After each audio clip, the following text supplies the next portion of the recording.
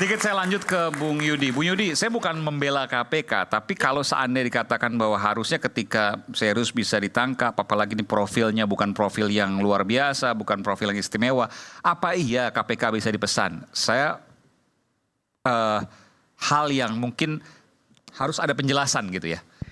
Ya, memang ini yang menarik ya, bahwa kita kan tentu menganalisis ya atas apa yang terjadi. Ketika misalnya Firly masih berkuasa di KPK, itu kan menarik. Dia memulangkan AKBP Rosa Purbobekti, ya kan?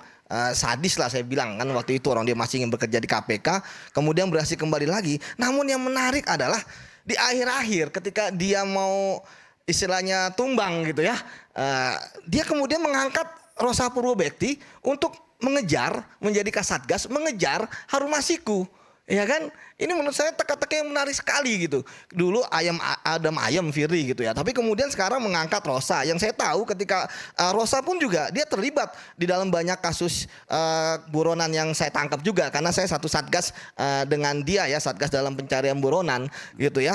Itu ya pasti dia akan serius gitu untuk mencari. Jadi saya tidak meragukan gitu kan. Nah, ketika kemudian akhirnya sekarang ramai gitu ya, ketika dia menggeledah, ketika dia meriksa saksi-saksi gitu ya. Ya saya pikir itu adalah konsekuensi dari upaya dia ya untuk mencari Harun Masiku. Tapi ada yang nggak masuk akal nih. Anda mengatakan bahwa kalau seandainya Serius bisa ketangkep, kalau ya apalagi profilnya bukan istimewa, tapi Anda juga meyakini bahwa penyidiknya Rosa Purbobekti itu adalah punya integritas, artinya nggak mungkin main-main. Ini kan dua hal yang kontradiksi. Iya, kan tadi kan saya katakan bahwa ketika Firly ya mengangkat Rosa, ya kan, artinya bahwa dia sudah ingin ya Harun Masiku ketangkap. Makanya dia tahu penyidik ya yang selama ini punya pengalaman, kalau yang lain kan kena TWK semua kita kan, yang pengalaman nangkap buronan, itu ya tinggal Rosa. Ya kan, yang seniornya. Sehingga kemudian Rosa ya tadi ketika dia mengejar ya terjadilah seperti saat ini. Termasuk misalnya besok akan diperiksa Pak Yasona seperti itu. Jadi saya yakin bahwa itu adalah upaya dia gitu kan untuk mencari Harun Masiku yang ya saya pikir sebenarnya telat ya. Tadi saya katakan sebenarnya batas psikologis menangkap buronan itu 1 tahun. Jadi ketika 5 tahun saya nggak paham nih Rosa itu mencarinya dengan metode apa, kembali ke titik awal, ke titik nol ketika misalnya Harun Masiku berada, atau menginvestigasi mulai dari rumah dan sebagainya, keluarga dan sebagainya, atau dia mengandalkan informan. Ya ini kan yang paling sangat penting. Anda kan teman dekat, nggak pernah WhatsApp-WhatsAppan. Ya nggak boleh lah, gitu kan. Nggak dapat informasi ordal gitu ya, enggak. Tapi intinya bahwa ya kita tunggu saja hasilnya sampai di mana proses dari penegakan hukum ini, dan kalaupun nanti misalnya ada politisasi sebagainya pasti ketahuan kok. Anda masih yakin kalau penyidiknya Rosa Purbobekti itu masih punya integritas yang luar biasa sampai saat ini? Ya, saya yakin sekali. Oke. Jadi kalau seandainya ini direkayasa, Anda nggak yakin dong harusnya orang penyidiknya integritasnya tinggi kok? Ya saat ini kan sudah mulai dikejar kan. Nah makanya satu-satunya cara untuk menuntaskan kasus ini adalah Harun Masiku ketangkap. Ketika Harun Masiku ketangkap, maka semua akan jelas Mas, clear and distinct. Jadi siapa yang bersalah, siapa yang tidak bersalah, apakah ini rekayasa, tidak rekayasa, itu pasti akan ketahuan. Oke.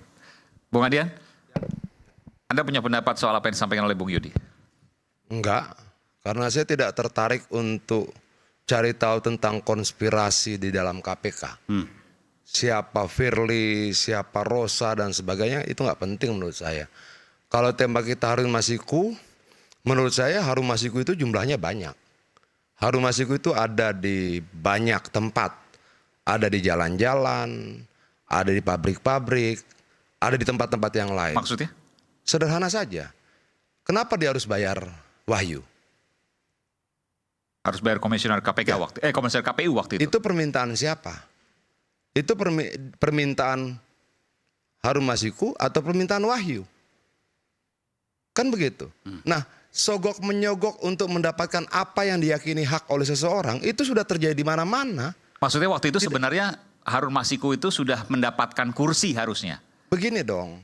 Harun Masiku itu kalau tidak ada keputusan Mahkamah Agung yang dikuatkan fatwa Mahkamah Agung, maka dia tidak akan pernah mengeluarkan uang serupiah pun untuk kursi itu. Kenapa kemudian dia berani keluarkan itu? Karena ada keputusan Mahkamah Agung, fatwa Mahkamah Agung yang kemudian memberikan hak pada partai mencarikan pengganti PAW. Oke, diurus itu berkali-kali, tidak jebol.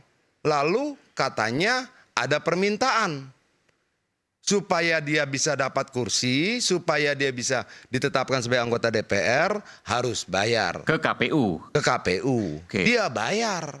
Ini kan cerita yang terjadi di mana-mana. Padahal dari partai sudah memberikan rekomendasi dan itu sesuai putusan MA. Sesuai dengan keputusan dan fatwa MA, dapat rekomendasi dari partai, penggantinya adalah Harun Masiku. Harun Masiku urus ini ke KPU. 1 kali, 2 kali, 3 kali, 4 kali, enggak ditetapkan oleh KPU. Oke, Harun Masiku merasa punya hak enggak? Punya. Dia merasa punya hak untuk menjadi anggota DPR berdasarkan keputusan MA dan fatwa MA itu. Keyakinan terhadap haknya itu dia tidak mau hilang. Dapat permintaan uang dia bayar. Persoalan seperti ini terjadi di mana? Di mana-mana. Orang ngelamar kerja bayar, orang mau sekolah bayar, orang ngurus KTP bayar. Itu terjadi di mana-mana. Meskipun kita kan nggak bisa menjustifikasi atau membenarkan semua itu. Itu tidak benar, betul, saya setuju, itu tidak benar. Tapi kalau dibilang bahwa sogok menyogok itu terjadi di mana? Di kelurahan ada. Dalam melamar pekerjaan ada, masuk sekolah ada, semua ada. Jadi kalau di mana Harun Masiku, di semua tempat ada Harun Masiku. Dalam bentuknya yang berbeda-beda, dalam jumlah uang yang berbeda-beda. Tapi nyogok ya nyogok, bikin KTP nyogok, nyari pekerjaan nyogok, mau masuk sekolah nyogok, mau dapatkan pendidikan naik tingkat segala macam di banyak instansi nyogok. Kan sogokan ini semua. Oke. Kenapa nggak ketangkap-tangkap? Ya mana saya tahu. Tanya KPK, tapi apakah Harun Masiku buronan terlama? Tidak. Ada Kirana Kotama dari tahun 2017 yang tidak tertangkap sampai sekarang. Kenapa tidak ada sayembara untuk Kirana Kotama? Uangnya lebih besar. Berapa uangnya? Ya, yang jelas lebih besar dari Harun Masiku. Buronannya lebih lama, 2017 toh. Lama sekali. Harun Masiku 2020. 3 tahun lebih lama daripada Harun Masiku. Kenapa nggak diributin? Kenapa? Itu. Apakah karena Harun Masiku itu dari PDI Perjuangan? Kalau begitu targetnya siapa? Harun Masikunya atau PDI Perjuangannya? Kenapa yang lebih lama 3 tahun menjadi buronan sampai hari ini tidak tertangkap? Ada dalam situsnya KPK, Kirana Kotama. Tidak pernah kita persoalkan. Tidak ada sayembara handphone, tidak ada sayembara 8 miliar, tidak ada sayembara lain. Kenapa? Apakah karena Kirana Kotama bukan anggota partai? Karena itu harus kita jelaskan. Kenapa? Rakyat berpikir kok. Rakyat mengikuti setiap tahap ini kok. Sekarang saya tanya pada teman-teman di sini. Kalau kalian jadi Harun Masiku, merasa yakin dialah punya hak konstitusional untuk menjadi anggota DPR. Karena apa? Fatwa MA. Dia ajukan, ditolak. Dia ajukan, ditolak. Lalu datang tawaran. Kalau mau diterima, bayar dong. Bayar nggak? Saya yakin sebagian besar di sini akan bilang, saya bayar. Kenapa itu terjadi di mana-mana? Itu loh. Harun Masiku dalam posisi ini pelaku atau korban? Dia yakin kok. Nah, dari kronologi ini, gimana kita menempatkan sebuah situasi korupsi itu bagaimana?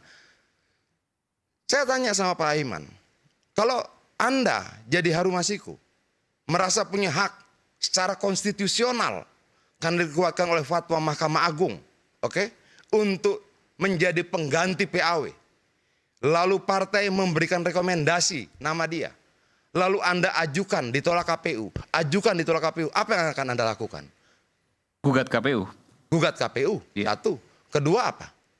Ketika ada tawaran, sudahlah, selesaikan dengan uang. Pasti bayar. Itulah problem dari ibu-ibu rumah tangga. Itulah problem yang sama dari para pencari pekerjaan. Itulah problem yang sama bagi mereka yang mau meningkatkan karir di institusi negara. Dia harus bayar untuk dapatkan karirnya. Dia harus bayar untuk dapatkan sekolah. Dia harus bayar untuk dapatkan KTP. Dia harus bayar untuk dapatkan pekerjaan. Itu problem besar bangsa ini. Lalu yang salah siapa? Mereka yang membutuhkan pekerjaan membayar orang untuk menyogok orang untuk mendapatkan pekerjaan. Mereka membutuhkan KTP yang salah. Dia tahu kalau dia tidak sogok dia tidak dapat KTP. Kalau dia tidak dapat KTP dia kehilangan hak-hak dasarnya sebagai warga negara. Yang salah siapa? Nah ini kan perdebatan yang harus kita bicarakan panjang lebar. Lalu nilai salah benar itu bagaimana? Itu loh. Lalu sekarang betul yang dibilang Pak Ugro tadi. Kenapa tangkap-tangkap aja? Kalau sudah ketahuan sekarang panggil lagi. Menjelang Pilpres panggil lagi. Menjelang ini panggil lagi. Ganti pimpinan KPK panggil lagi. Apa problemnya saya nggak tahu. Kalau disampaikan oleh teman tadi, siapa Pak Yudi ya? Itu urusan kalian di internal KPK. Bagaimana hubungan antara Rosa dan Firly saya nggak mau tahu. Yang penting kalau memang kalian sudah tahu tempatnya tangkap aja. Tapi kalau mau berlaku adil bahas juga dong. Kirana Kotama. Kenapa nggak pernah kita bahas? Itu loh. Oke, baik. Saya tahu nanti saya akan berikan kesempatan pada Bung Boyamin. Saya yakin Mbak Boyamin punya pendapat yang berbeda dari Bung Adian. Nanti kita akan kembali saat lagi tetap bersama kami di Rakyat Bersuara.